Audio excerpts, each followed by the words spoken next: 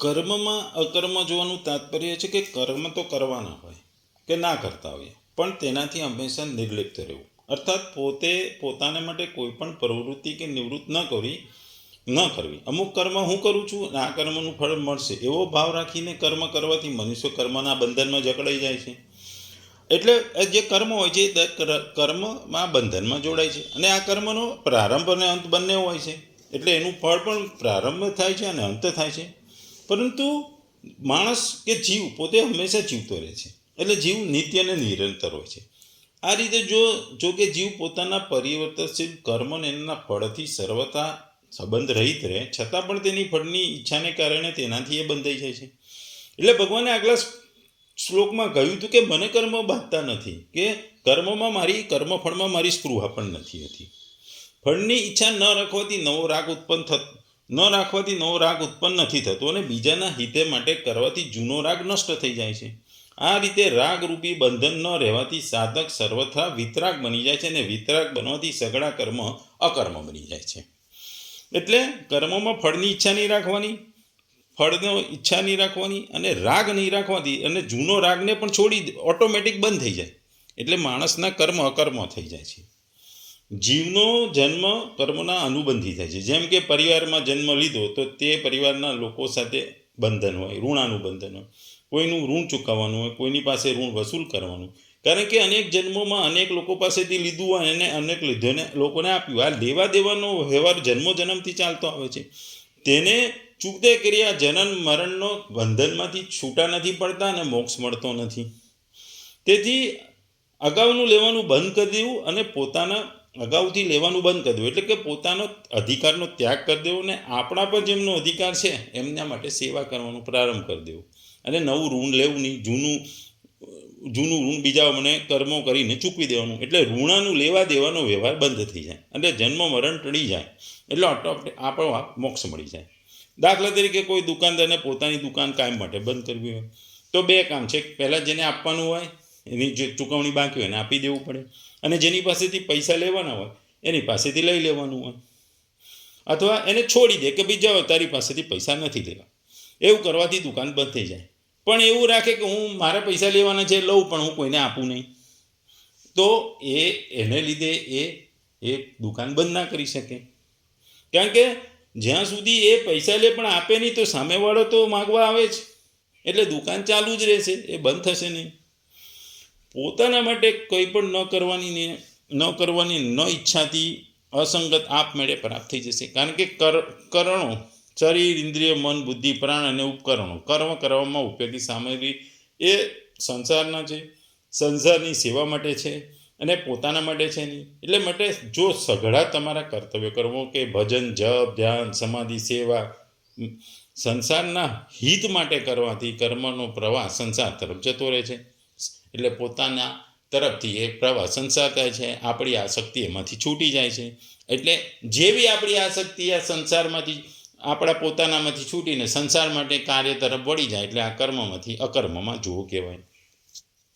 આપણે જાણીએ છીએ જ્યાં સુધી પ્રકૃતિ થાય તે સંબંધ છે, કર્મ તો કરવાના જ છે.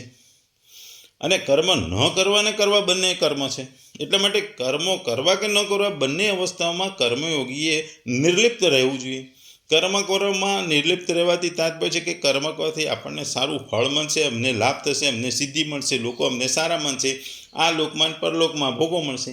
આ પ્રકારની કોઈ પણ ઈચ્છા ન થવી જોઈએ. એ રીતે કર્મ ન કરવામાં નિર્લિપ્ત રહેવાનું તાત્પર્ય એ છે કે કર્મનો ત્યાગ કરવાથી અમને માન, આદર, ભોગ, શરીરનો આરામ મળશે. અને આ પ્રકારની ઈચ્છા પણ ન થવી જોઈએ. અકર્મમાં કર્મ જોવાનું તાત્પર્ય એ છે કે નિર્લિપ્ત રહીને કર્મો કરવા અથવા ન કરવા. ભાવ એ છે કે કર્મો કરતી વખતે અથવા ન કરતી વખતે પણ નિત્ય નિરંતર નિર્લિપ્ત રહેવું.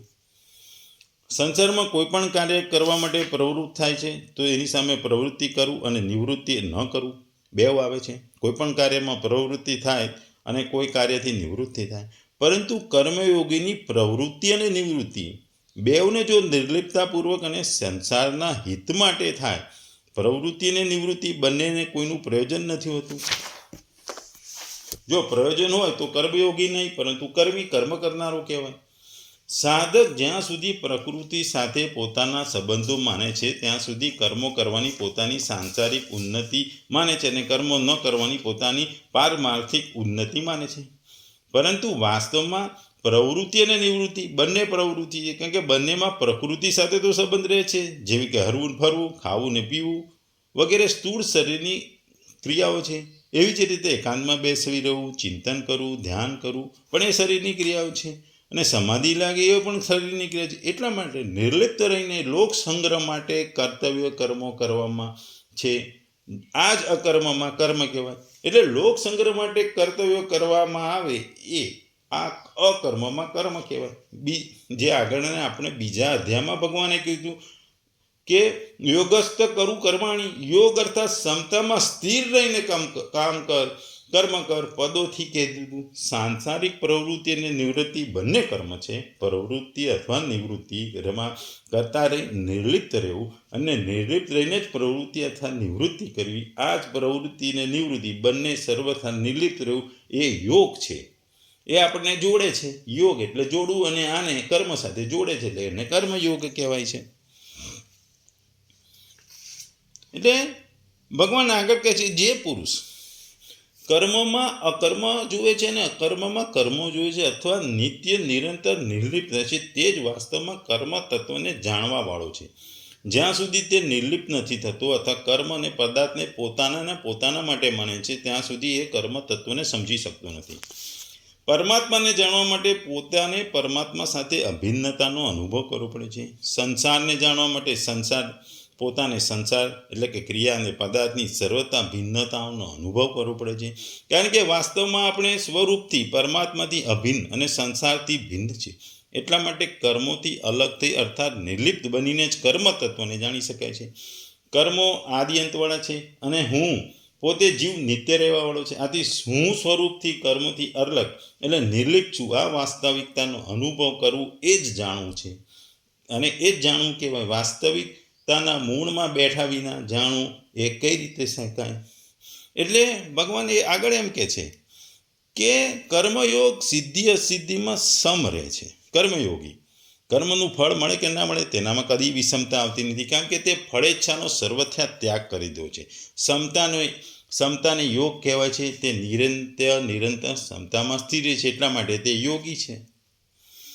એટલે ભગવાન પ્રાણી માત્રના પરમાત્મા સાથે સ્વત સિદ્ધિ નિત્યયોગ છે, પરંતુ મનુષ્ય સંસાર સાથે પોતાનો સંબંધ માની લીધો, એથી તે નિત્યયોગ ભૂલી ગયો. એટલે કે જળની સાથે સંબંધ માનવાથી પરમાત્મા સાથેનો સંબંધ ભૂલી જવાય છે. કર્મયોગી ફળેચ્છાઓને, મમતાઓને, આસક્તિનો ત્યાગ કરી બીજાઓના માટે જ કર્મ કરે છે, એના જે કર્તવ્ય કરે છે, જેથી તેના જળ સાથેનો માનેલો સંબંધ તૂટી જાય છે અને પરમાત્મા સાથે સ્વયં સિદ્ધ નિત્ય યોગની અનુભૂતિ થાય છે. એટલા માટે તેને યોગી કહેવામાં આવે છે. જ્યાં સુધી કંઈ મેળવવાનું બાકી રહે ત્યાં સુધી કરવાનું બાકી રહે, અર્થાત જ્યાં સુધી કંઈ ને કંઈ મેળવવાની ઈચ્છા રહે ત્યાં સુધી કરવાવાળાનો રાગ ચાલુ રહે છે. નાશવાન કર્મો દ્વારા મળવાવાળું ફળ પણ નાશવાન જ હોય છે. જ્યાં સુધી નાશવાન ફળની ઈચ્છા છે ત્યાં સુધી કર્મ કરવાનું સમાપ્ત થતું નથી. પરંતુ જ્યારે નાશવાનની સર્વથા સંબંધ છૂટી પરમાત્માની પ્રાપ્તિ રૂપી અવિનાશ ફળની પ્રાપ્તિ થાય ત્યારે કર્મ કરવાનું સદાને માટે સમાપ્ત થઈ જાય છે. અને કર્મયોગીનું કર્મ કરવા તથા ન કરવા સાથે કોઈ પ્રયોજન નથી. એવી રીતે કર્મયોગી સઘળા કર્મોને કરવા વાળો, અર્થાત તેના માટે હવે કંઈ કરવાનું બાકી નથી, તે કૃતકૃત્ય બની ગયો છે. કરવાનું, જાણવાનું ને મેળવાનું બાકી નહીં રહેવાથી એ કર્મયોગી છે અને અશુભ સંસારમાં બંધનથી એ મુક્ત થઈ જાય છે, એ મોક્ષને પામે છે. આપણે સામાન્ય રીતે જોઈએ કે આપણા શરીરમાં પાચન ક્રિયા થતી હોય છે. આજે ભૂખ લાગે એટલે પેટમાં ભૂખ લાગે એટલે આપણે ખાવું પડે. ખાવાનું એ આપણું કર્મ છે. મોડા વડે ચાવીને ખાઈએ એ આપણું કર્મ છે. એ ખાદ્ય પદાર્થ જઠરમાં જાય. જઠર ઓટોમેટિક કામ કરે છે. જઠર એના કર્મ કરે છે. પાચનની પ્રક્રિયા છે એ ફળની આશા વગર કરે છે કે એને કર્મ આપેલું છે, એનું કર્તવ્ય કર્મ છે કે એણે એ જે ખાવાનો પદાર્થ આવે એને પાચન કરવાનું.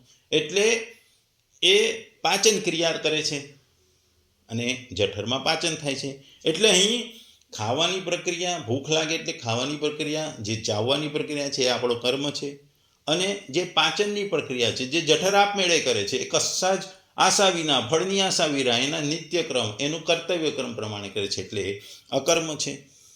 પણ એ કર્મમાં અકર્મ છે, એટલે કે આપણે કર્મ કર્યું એનું અકર્મ, એટલે આગળ અકર્મ, કર્મમાં અકર્મ છે. પણ જો ઊંધું અકર્મમાં કર્મ જોવાનું તાત્પર્ય, એટલે પાચન ક્રિયા કરવી હોય તો શું કરવું પડે? પાચન ક્રિયા માટે તમારે ખોરાક ખાવો જ પડે. સીધું પાચન, કોઈ વસ્તુનું પાચન એમ નામ થાય નહીં, વસ્તુ પેટમાં આવે એટલે અકર્મ કરવા માટે પણ તમારે કર્મ તો કરવા પડે. એટલે જો તમે પેટની પાચન ક્રિયા જે અકર્મ છે એને ચાલુ કરવી હોય, એ અકર્મ કરવું હોય, પાચનની ક્રિયા કરવી હોય તો તમારે ખાવાનું કર્મ કરવું પડે. તમે ખાવ, એને ચાવીને જઠરમાં જાય તો એ અકર્મની પ્રક્રિયા ક્યારે જ થાય? એટલે અકર્મની ક્રિયા માટે પણ તમારે કર્મ કરવા પડે. અને બંનેમાં શું છે કે સ્વાર્થ વગર કરવું પડે. જો સ્વાર્થ કરો તો એ તમારું નિષ્કામ કર્મ નથી પણ સકામ કર્મ થઈ જાય. અને સકામ કર્મ કરવાથી મોક્ષ ના પણ મળે, એને માણસ બુદ્ધિશાળી ના થાય. એ જ એટલે તમારે અકર્મ કરવાના છે, એ પણ કર્મ કરો કે કર્મથી અકર્મ કે અકર્મથી કર્મ કરો, પણ એ બધા જ કર્મો આસક્તિ રહિત, સ્વાર્થ રહિત, ફળની ઈચ્છા રહિત અને લોકો માટે, લોક સંગ્રહ માટે કરવાના છે. અને તો એ કર્મ કરો તો તમે અકર્મને પામો, એટલે તમે મોક્ષને પામો. એટલે કે તમે આ નિષ્કામ કર્મ કરો એટલે તમારા શરીરમાં આત્મજ્ઞાન થાય. એ આત્મજ્ઞાન વડે તમારા હૃદયની શુદ્ધિ થાય, અને હૃદય શુદ્ધિ થાય તો તમે ભગવાનની ભક્તિમાં શુદ્ધ ભાવે ભક્તિ કરો, ને ભક્તિ કરવાથી ભગવાનને ભક્તિ કરવાથી તમને મોક્ષ મળે.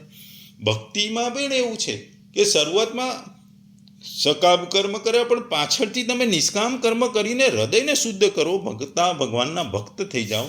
અને ભગવાનના ભક્ત થઈ જાઓ એટલે તમને મોક્ષ મળે.